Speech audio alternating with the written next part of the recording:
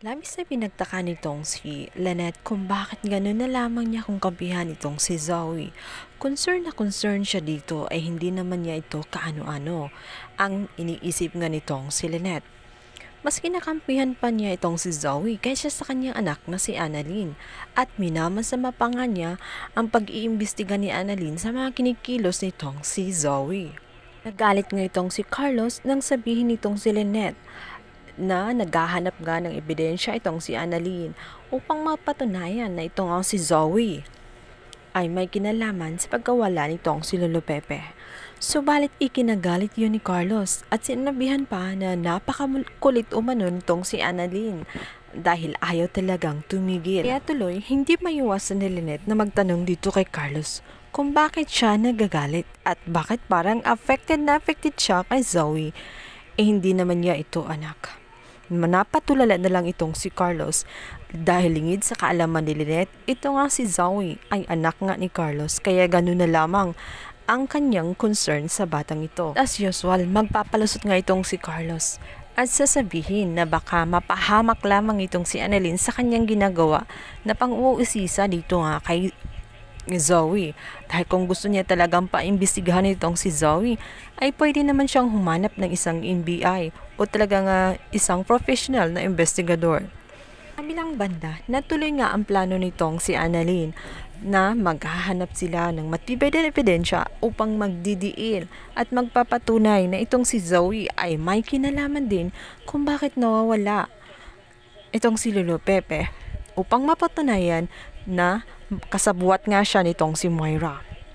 Sa tulong ng kanyang mga kaibigan ay nag-assign siya at isa na tulungan nga siya na hanapan ng ebidensya o anumang katibayan na itong si Zoe ay may kinalaman sa pagkawala ng kanyang lolo.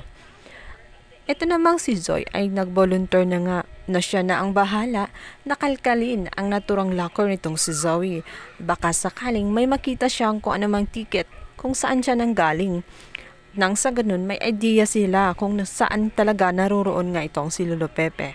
Kaya naman itong si Joy ay humanap ng pagkakataon upang sa ganun masagawa nga niya ang kanyang plano na kalkalin ang naturang locker nitong si Zoe.